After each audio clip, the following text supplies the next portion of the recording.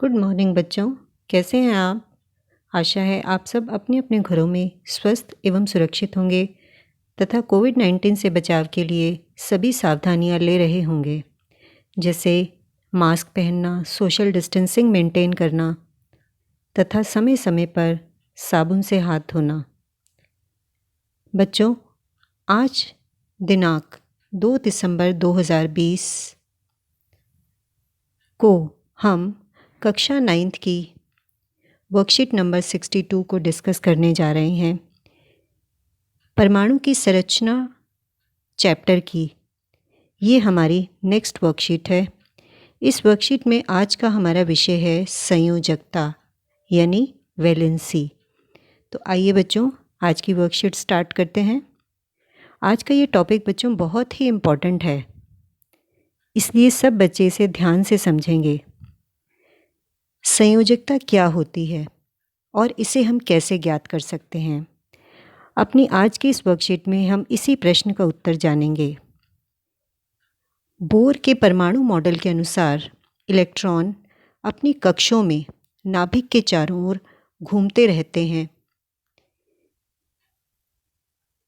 अपनी last worksheet में आपने नील्स बोर के परमाणु मॉडल में ये पढ़ा था कि इलेक्ट्रॉन प्रत्येक परमाणु के नाभिक के चारों ओर अपनी निश्चित कक्षाओं में, जिनके नाम हैं K, L, M और N, उनमें घूमते रहते हैं। सबसे बाहरी कक्ष को संयोजन कक्ष और उसमें उपस्थित इलेक्ट्रॉन संयोजकता इलेक्ट्रॉन कहलाते हैं। यानी कि किसी भी परमाणु का जो सबसे बाह्यतम कोश होता है उसको हम संयोजन कक्ष कहते हैं और उसमें जितने इलेक्ट्रॉन उपस्थित होते हैं उन्हें संयोजकता इलेक्ट्रॉन कहा जाता है। किसी भी तत्व के परमाणु में उपस्थित इलेक्ट्रॉनों का उसके विभिन्न कक्षों में वितरण इलेक्ट्रॉन विन्यास या इलेक्ट्रॉन वितरण कहलाता है। ये बच्चों इलेक्ट्रॉन विन्यास या इलेक्ट्रॉन वितरण की परिभाषा है।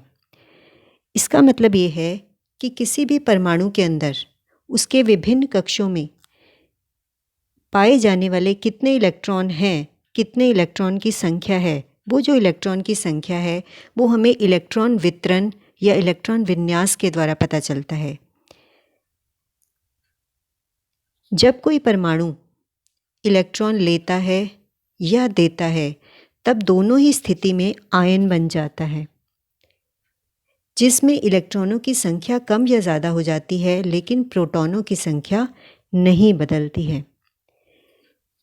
बच्चों, जैसा कि आप जानते हैं कि किसी भी परमाणु में प्रोटॉन की संख्या और इलेक्ट्रॉन की संख्या आपस में बराबर होती है, लेकिन जब कोई भी परमाणु इलेक्ट्रॉन लेता है या इलेक्ट्रॉन देता है तो प्रोटॉन की संख्या तो वही रहती है, लेकिन इलेक्ट्रॉन की संख्या जो होती है वो कम या ज़्यादा होती रहती है। तो इलेक्ट्रॉन की संख्या कम या ज़्यादा होने पर वो जो परमाणु है वो आयन बन जाता है। जब कोई परमाणु इलेक्ट्रॉन लेता है तो उसमें इलेक्ट्रॉन की संख्या ज़्यादा होने के कारण वो परमाणु ऋण आवेशित आयन बन जाता है, यानी उसके ऊपर माइनस आवेश हो जाता है। और जब कोई परमाणु इलेक्ट्रॉन देता है तो उसके पास इलेक्ट्रॉन की कमी हो जाती है और इलेक्ट्रॉन की कमी होने के कारण वो परमाणु जो होता है उसके ऊपर घन आवेश आ जाता है, यानी प्रोटॉन ज़्यादा होंगे और इलेक्ट्रॉन कम होंगे। तो इसीलिए वो परमाणु जो होता है वो उसके ऊपर प्लस आवेश आ जाता है या वो घनात्मक आयन बन जाता है। आगे है जैसे सोडियम का आयन। सोडियम का आयन कैसे बनता है वो आपको आगे बताया हुआ है। सोडियम जो है एक ऐसा परमाणु है जिसमें कुल इलेक्ट्रॉन होते हैं 11। तो सोडियम में जब 11 इलेक्ट्रॉन का हम वितरण करेंगे, सोडियम के पास कुल 11 इलेक्ट्रॉन होते हैं, उसके इलेक्ट्रॉन्स का जब हम वितरण करते हैं तो इलेक्ट्रॉन वितरण हमारा इस तरह से होता है। पहले कोश में 2, फिर 8 और फिर 1, यानी उसके बाह्यतम कोश में हमारे पास कितने इलेक्ट्रॉन है? 1। तो ये क्या करता है सोडियम? ये 1 इलेक्ट्रॉन देता है। जब ये 1 इलेक्ट्रॉन देता है तो इसके पास इलेक्ट्रॉन कम हो जाते हैं और इसीलिए ये जो है घन आयन या प्लस आवेश वाला आयन बन जाता है। तो इसका सोडियम आयन जो है उसको हम कैसे लिखेंगे? Na+, जिसका इलेक्ट्रॉनिक विन्यास, अब इसका इलेक्ट्रॉनिक विन्यास कितना हो गया, जब ये एक इलेक्ट्रॉन निकाल देगा तो इसका इलेक्ट्रॉनिक विन्यास सोडियम आयन जब बनेगा तो सोडियम आयन का इलेक्ट्रॉनिक विन्यास क्या हो जाएगा, 2 8, यानी उसके पास अब 11 की बजाय कितने इलेक्ट्रॉन रह गए, 10। परमाणु के बाह्यतम कोश में इलेक्ट्रॉन के अष्टक बनाने के लिए जितनी संख्या में इलेक्ट्रॉन की साझेदारी या स्थानांतरण होता है वही उस तत्व की संयोजकता शक्ति या संयोजकता होती है। ये बच्चों संयोजकता की परिभाषा है। तो संयोजकता की परिभाषा आपको वर्कशीट में आगे जो अभ्यास में आपके क्वेश्चन जो है उसमें आपको पूछी हुई है। तो संयोजकता की परिभाषा आप लोग यहीं से देखेंगे। परमाणु के बाह्यतम कक्ष में इलेक्ट्रॉनों के अष्टक बनाने के लिए जितनी संख्या में इलेक्ट्रॉन की साझेदारी या स्थानांतरण होता है, यानी अष्टक बनाने के लिए परमाणु या तो इलेक्ट्रॉन की साझेदारी करता है दूसरे परमाणुओं के साथ या इलेक्ट्रॉन का स्थानांतरण होता है। स्थानांतरण का मतलब होता है ट्रांसफ़र, कि इलेक्ट्रॉन लेगा या इलेक्ट्रॉन देगा। तो दो ही तरीके होते हैं परमाणु जिसकी मदद से, इन दो तरीकों की मदद से ही अपने अष्टक को पूरा कर सकता है। और जितने इलेक्ट्रॉन साझेदारी किए जाते हैं या इलेक्ट्रॉन का स्थानांतरण होता है वही संख्या जो होती है वो उस परमाणु की या उस तत्व की संयोजकता शक्ति या उसकी संयोजकता कहलाती है। आगे देखते हैं। आगे है बच्चों, हम पढ़ने जा रहे हैं संयोजकता क्या होती है। किसी परमाणु का संयोजन बाह्यतम कक्ष अधिकतम 8 इलेक्ट्रॉन रख सकता है। 8 इलेक्ट्रॉन वाले बाह्यतम कक्ष को अष्टक माना जाता है। यानी ये आप बच्चों लास्ट वर्कशीट में पढ़ चुके हैं कि किसी भी परमाणु का जो बाह्यतम कक्ष होता है उसमें मैक्सिमम 8 इलेक्ट्रॉन आ सकते हैं। और 8 इलेक्ट्रॉन वाला ये जो कोश होता है, जब ऐसा कोश 8 इलेक्ट्रॉन वाला बन जाता है तो उसे हम अष्टक कहते हैं। यदि किसी परमाणु के संयोजन कक्ष में पहले से ही 8 इलेक्ट्रॉन हैं, यानी अगर कोई परमाणु ऐसा है जिसके बाह्यतम कक्ष में पहले से ही 8 इलेक्ट्रॉन हैं, तो उसकी संयोजकता क्या होगी, शून्य रहेगी, क्योंकि उसका बाह्यतम कोश पूरा है और बाह्यतम कोश या बाहरी कक्ष पूरा होने के कारण उसकी संयोजकता 0 हो जाती है। और वह जो तत्व होता है वो संयोजकता 0 होने के कारण वो किसी भी दूसरे तत्व के साथ क्रिया नहीं करता है, इसीलिए उसे अक्रिय तत्व कहा जाता है या जो क्रियाशील नहीं होता है। और ऐसे तत्व का उदाहरण इसमें दिया हुआ है आपका हीलियम और नियॉन। यानी हीलियम और नियॉन बच्चों दो ऐसे परमाणु हैं जिनका बाहरी कक्ष जो होता है वो पूरा होता है। नेक्स्ट पॉइंट है, परमाणु अपने अंतिम कक्ष में अष्टक प्राप्त करने के लिए क्रिया करते हैं। यानी कोई भी परमाणु जब दूसरे परमाणु के साथ क्रिया करता है वो क्यों करता है, क्योंकि वो जब उसका बाहरी कक्ष जो होता है वो पूरा नहीं होता, उसमें 8 इलेक्ट्रॉन नहीं होंगे, तो वो 8 इलेक्ट्रॉन पूरा करने के लिए ही दूसरे परमाणु के साथ क्रिया करता है। या तो उसको इलेक्ट्रॉन देता है या लेता है या इलेक्ट्रॉन उसके साथ साझेदारी करता है। तो इसी तरीके से जो है वो दूसरे परमाणु के साथ क्रिया करता है, जिससे यह आपस में इलेक्ट्रॉनों की साझेदारी करके उनको ग्रहण करके या उनका त्याग करके प्राप्त करते हैं। यानी अष्टक प्राप्त करने के लिए या तो उसको दूसरे परमाणु के साथ इलेक्ट्रॉन साझेदारी करने पड़ते हैं या इलेक्ट्रॉन ग्रहण करना पड़ता है या उनको त्यागना पड़ता है। यही तरीके हैं अपने अष्टक को पूरा करने के।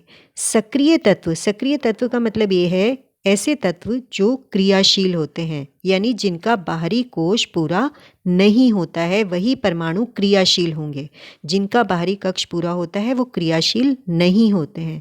सक्रिय तत्वों के परमाणु की संयोजन शक्ति अर्थात अपने समान या अन्य किसी तत्व के परमाणु से मिलकर अणु बनाने की प्रवृत्ति अपने बाह्यतम कक्ष को पूर्ण रूप से भरने का प्रयास माना जाता है। इसका मतलब ये है बच्चों कि जो सक्रिय तत्व होते हैं या जो क्रियाशील तत्व होते हैं उनके बाहरी कक्ष पूरे नहीं होते हैं, इसीलिए वो दूसरे परमाणुओं के साथ मिलकर अणु बनाने की प्रवृत्ति रखते हैं, अणु बनाते हैं दूसरे परमाणुओं के साथ मिलकर। और इस प्रयास में, इस प्रवृत्ति में क्या होता है कि वो अपने बाहरी कक्ष को पूरा करते हैं। तो दोनों ही परमाणु जो मिलते हैं उनके बाहरी कक्ष जो होते हैं वो पूरे हो जाते हैं। आगे देखते हैं। संयोजकता को की गणना करने के चरण दिए हुए हैं, यानी संयोजकता, किसी भी परमाणु की संयोजकता हम कैसे निकालते हैं। बच्चों ये एक बहुत ही इम्पॉर्टेंट टॉपिक है, इसको आप बड़े ध्यान से समझेंगे क्योंकि ये आपसे पेपर में कई बार पूछा जाता है। संयोजकता की गणना करने के चरण या स्टेप्स क्या हैं। सबसे पहले हम क्या करेंगे, जो जिस तत्व की भी हमने संयोजकता निकालनी है, सबसे पहले हम उस तत्व का इलेक्ट्रॉनिक विन्यास लिखेंगे। फिर हम ये देखेंगे कि उसके इलेक्ट्रॉनिक विन्यास लिखने के बाद कि उसके बाहरी कक्ष में कितने इलेक्ट्रॉन हैं। यदि उसके बाहरी कक्ष में 4 इलेक्ट्रॉनों से कम या 4 इलेक्ट्रॉन के बराबर हैं, यानी या तो 4 इलेक्ट्रॉन से कम है या बराबर हैं, तो उस समय उस परमाणु की संयोजकता क्या होगी, वही होगी जो उसके बाहरी कक्ष में इलेक्ट्रॉनों की संख्या है। तो इसका मतलब ये है, तो वही उसकी संयोजकता होगी। तो इसका मतलब ये है बच्चों कि बाहरी कक्ष में हमने इलेक्ट्रॉन देखने हैं कि अगर वो इलेक्ट्रॉन 4 से कम है या 4 के बराबर हैं, तो उस तत्व की का जो परमाणु है उसकी संयोजकता वही संख्या होगी।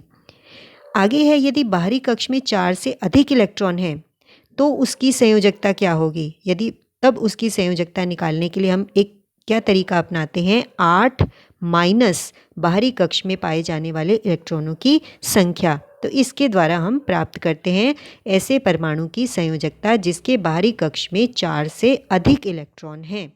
तो अब ये जो हमने 2 पॉइंट्स पढ़े हैं बच्चों, इन दोनों पॉइंट्स को क्लियर करने के लिए नीचे ये टेबल दी हुई है, वो टेबल से हमें ये दोनों पॉइंट्स क्लियर हो जाएंगे। ये पॉइंट नंबर जो आपका सेकंड है और थर्ड है, इन दोनों पॉइंट्स को हम यहाँ से क्लियर करेंगे। अभी देखिए, सबसे पहले बच्चों ये दिया हुआ है सोडियम, इसकी परमाणु संख्या है 11। तो परमाणु संख्या ही, किसी भी परमाणु की जो परमाणु संख्या होती है वही उसकी इलेक्ट्रॉन की संख्या भी हमें बताती है। यानी सोडियम की परमाणु संख्या अगर 11 है तो सोडियम के पास कुल इलेक्ट्रॉन भी कितने हैं, 11। तो इनका जब इलेक्ट्रॉनिक विन्यास सोडियम का निकालेंगे, तो इलेक्ट्रॉनिक विन्यास का मतलब ये है इन 11 इलेक्ट्रॉन्स को डिस्ट्रीब्यूट करेंगे। तो पहले कोश में हमें पता है कि पहले कोश में हम 2 इलेक्ट्रॉन लिखते हैं हमेशा। किसी भी परमाणु के इलेक्ट्रॉनिक विन्यास लिखते समय पहले कक्ष में उसके 2 इलेक्ट्रॉन आ सकते हैं मैक्सिमम, और आगे वाले कोशों में हम 8 इलेक्ट्रॉन तक लेके जा सकते हैं। तो दूसरे कोश में कितने आएंगे, 8। तो 2 और 8 मिलके हो गए 10, और फिर उसका लास्ट एक बचता है 1, वो हमारा तीसरे कोश में चला जाएगा। तो इसका मतलब इसके बाह्यतम कक्ष में कितने इलेक्ट्रॉन हो गए, 1 जो है इसका बाह्यतम कक्ष का इलेक्ट्रॉनों की संख्या है, और इसकी संयोजकता कितनी हो जाएगी, 1, क्योंकि हमने पढ़ा है कि जब भी बाहरी कक्ष में इलेक्ट्रॉनों की संख्या 4 या 4 से कम है तो वही संख्या जो संयोजकता इलेक्ट्रॉन की संख्या होती है वही उसकी संयोजकता बन जाती है। तो यहाँ पर 1 ही इसकी संयोजकता होगी। अब दूसरा हम देखते हैं मैग्नीशियम के कुल इलेक्ट्रॉन है उसके पास 12। तो 12 इलेक्ट्रॉन को डिस्ट्रीब्यूट करेंगे तो 2, 8 और 2 हो जाएगा। तो बाह्यतम कक्ष में कितने इलेक्ट्रॉन है इसके, 2, और ये जो 2 इलेक्ट्रॉन है इसके बाह्यतम कक्ष में ये 4 से कम है। तो 4 से कम होने के कारण इसकी संयोजकता भी वही हो जाएगी, यानी 2 ही इसकी संयोजकता हो जाएगी। उसके बाद हम देखते हैं नेक्स्ट, ये आप देखेंगे यहाँ पर कार्बन। तो कार्बन में क्या है, कुल हमारे पास 6 इलेक्ट्रॉन हैं, और 6 इलेक्ट्रॉन को डिस्ट्रीब्यूट करेंगे 2 और 4। बाहरी कक्ष में कितने इलेक्ट्रॉन हो गए, 4। तो ये इसके बाहरी कक्ष के इलेक्ट्रॉन हो गए, तो ये 4 हैं, तो यही इसकी संयोजकता हो गई। तो इसका मतलब ये है, यहाँ पर आपने देखा कि जब बाह्यतम कक्ष में जब भी इलेक्ट्रॉनों की संख्या 4 या 4 से कम होती है तो वही नंबर जो है वो इसकी संयोजकता बन जाती है, उस परमाणु की संयोजकता बन जाती है। अब ये जो उदाहरण है ये हमें ये बताएंगे कि जब परमाणु की संयोजकता जो है वो हम कब कैसे निकालते हैं, अगर हमारे बाह्यतम कक्ष में इलेक्ट्रॉनों की संख्या 4 से अधिक है। यहाँ पर आप देखेंगे फ्लोरीन जो है उसके पास कुल इलेक्ट्रॉन है 9। तो इसका इलेक्ट्रॉन डिस्ट्रीब्यूट करेंगे तो ये हो जाएगा 2 और 2 7, और बाह्यतम कक्ष में इसके कितने इलेक्ट्रॉन है, 7, यानी कि ये हमारा 4 से ज़्यादा है। तो 4 से ज़्यादा हो तो हम क्या करते हैं, हम ये फार्मूला लेते हैं 8 माइनस बाहरी कक्ष में पाए जाने वाले इलेक्ट्रॉनों की संख्या, यानी 8 माइनस 7 करेंगे। तो 8 माइनस 7 करेंगे, आंसर आएगा 1, और 1 हमारी संयोजकता हो गई। उसके बाद यहाँ देखेंगे नियॉन, अगला परमाणु है नियॉन के पास कुल इलेक्ट्रॉन है 10। इलेक्ट्रॉन डिस्ट्रीब्यूशन करेंगे तो हो जाएगा 2 और 8। बाहरी कक्ष में इसके इलेक्ट्रॉन है 8। अब इसका मतलब ये है इसका बाहरी कक्ष पूरा है, तो बाहरी कक्ष पूरा होने के कारण इसकी संयोजकता कैसे निकालेंगे, 8 माइनस 8, क्योंकि बाहरी कक्ष में जो इलेक्ट्रॉन है वो 4 से ज़्यादा है, तो वही फॉर्मूला हमारा आएगा 8 माइनस बाहरी कक्ष के इलेक्ट्रॉनों की संख्या। तो 8 माइनस 8 का आंसर क्या हो जाएगा? 0। तो 0 इसकी संयोजकता हो जाएगी। तो इस तरीके से बच्चों संयोजकता परमाणुओं की हम ऐसे निकालते हैं। अब इसके अभ्यास देखते हैं। अभ्यास में कौन से प्रश्न हैं? सबसे पहला प्रश्न है बच्चों कि संयोजकता क्या होती है। तो संयोजकता क्या होती है, इसकी परिभाषा आपको ऊपर अभी मैंने बताई है। ये आपकी संयोजकता की परिभाषा है कि परमाणु के ये बाह्यतम कक्ष में इलेक्ट्रॉनों के अष्टक बनाने के लिए जितनी संख्या में इलेक्ट्रॉनों की साझेदारी या स्थानांतरण होता है वही उस तत्व की संयोजकता कहलाती है। ये आपका क्वेश्चन नंबर 1 का आंसर है। इसके बाद आता है क्वेश्चन नंबर 2, के, एल, एम और एन कक्ष में इलेक्ट्रॉनों की अधिकतम संख्या कितनी होती है। तो इसके लिए आप लोग यहाँ देखेंगे नीचे, तो ये है आपने लास्ट वर्कशीट में बच्चों पढ़ा था, जब आपने नील्स बोर का परमाणु मॉडल पढ़ा था उसमें आपको समझाया गया था। तो यहाँ पर उसी तरीके से हम लोग निकालेंगे। कक्ष के जो है उसके अंदर हमारे यहाँ पर हम एक टेबल बना लेंगे, तालिका बना लेंगे। पहले में कक्ष नाम, फिर कक्ष की संख्या और फिर अधिकतम कितने इलेक्ट्रॉन आते हैं, ये हम 2n² वाले फॉर्मूले से निकालते हैं। तो कक्ष पहला कक्ष है के, कुल इसका n जो है, यानी ये पहला कक्ष है इसलिए इसका n = 1 है।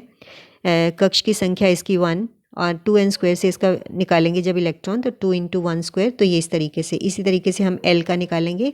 L में ये कक्ष का नाम हो गया, ये कक्ष की संख्या, और ये 2n² वाले फॉर्मूले से ये 8 इलेक्ट्रॉन N में L में आ जाते हैं। M में कुल कितने इलेक्ट्रॉन निकल आएंगे, वो हम इसके कक्ष की संख्या 3 और उस फॉर्मूले से जब हमने निकाला तो 18 इलेक्ट्रॉन टोटल आ गए। N में इसी तरीके से हम लोग निकालेंगे तो ये हमारे 32 इलेक्ट्रॉन N कक्ष में आ जाते हैं। 2n² फॉर्मूले से हम ये आंसर जो है सभी कक्षों में इलेक्ट्रॉनों की संख्या निकाल सकते हैं। इसके बाद आते हैं बच्चों क्वेश्चन नंबर 3 पर। क्वेश्चन नंबर 3 है हमारा, कार्बन और सोडियम परमाणु में इलेक्ट्रॉनों का वितरण और उसकी संयोजकता बताना है। तो कार्बन और सोडियम आपको ऊपर टेबल में दिखाया गया है, तो ये टेबल में देखेंगे कार्बन और सोडियम के बारे में। ये देखिए बच्चों, ये कार्बन का है और ये आपका सोडियम का है। तो यहाँ पर आपने ये इसका इलेक्ट्रॉनिक वितरण है सोडियम का, और ये इसकी संयोजकता है। तो ये आप सोडियम के बारे में लिखेंगे और यहाँ पर ये कार्बन का पूरी लाइन जो है ये आप इस तरीके से एक टेबल बनाएंगे और यहाँ से सोडियम का लिखेंगे। लेकिन उस आंसर में केवल आपने सोडियम और कार्बन को मेंशन करना है। तो ये दो जो है ये आपका आंसर नंबर क्या हो जाएगा, आंसर नंबर 3। अब इसके बाद हम आते हैं आंसर नंबर 4 के लिए। आंसर नंबर 4 है आपका, नीचे आप देखेंगे, पहले क्वेश्चन देख लेते हैं। लिथियम, बोरान और सल्फर तत्वों की परमाणु संख्या क्रमशः 3, 5 और 16 है। यानी इनकी परमाणु संख्या आपको बताई गई है। लिथियम की परमाणु संख्या है 3 है, 5 है और 16 है। तो इनकी संयोजकता क्या होगी, इसके लिए बिल्कुल आप ऐसे ही तालिका बनाएंगे जैसे आपको ऊपर ये दिखाई गई है। बिल्कुल इसी तरीके की तालिका आपने बनानी है इनके लिए, जैसे ये तालिका बनाई हुई है। तो ये इसका आंसर बच्चों नीचे देख लेंगे। यहाँ पर ये देखिए, बिल्कुल सेम वैसी ही तालिका आपको बना के दिखाई है। लिथियम जो है उसकी परमाणु संख्या 3 है, ये इसका इलेक्ट्रॉनिक विन्यास हो गया 2 और 1। संयोजकता इलेक्ट्रॉन इसके हो गए, यानी संयोजकता इलेक्ट्रॉन मतलब बाहरी कोश के इलेक्ट्रॉन इसके हो गए 1, और 1 वाला जो यानी 4 से कम है ये इलेक्ट्रॉन, तो इसलिए यही इसकी संयोजकता हो गई। बोरॉन नेक्स्ट है हमारा, बोरॉन। बोरॉन की परमाणु संख्या हमें दी हुई है 5 है। इलेक्ट्रॉनिक वितरण इसका करेंगे 2 और 3। बाहरी कक्ष में इलेक्ट्रॉन हो गए 3, तो क्योंकि ये इलेक्ट्रॉन जो है संख्या ये हमारी 4 से कम है, तो यही इसकी संयोजकता हो जाती है। सल्फ़र जो है उसकी परमाणु संख्या है 16। इलेक्ट्रॉन डिस्ट्रीब्यूशन करेंगे 2, 8 और 6, और संयोजकता इलेक्ट्रॉन इसके हैं 6, और ये 6 जो है आपका 4 से ज़्यादा है। तो इसका संयोजकता निकालने के लिए हम लोग क्या फॉर्मूले, किस फॉर्मूले से करेंगे, 8 माइनस बाहरी कोश में पाए जाने वाले इलेक्ट्रॉन, यानी 8 - 6। 8 - 6 का आंसर हमारा क्या हो जाएगा, 2। तो इस तरीके से बच्चों ये आपका हो गया क्वेश्चन नंबर 4। तो ये है आपकी आज की वर्कशीट।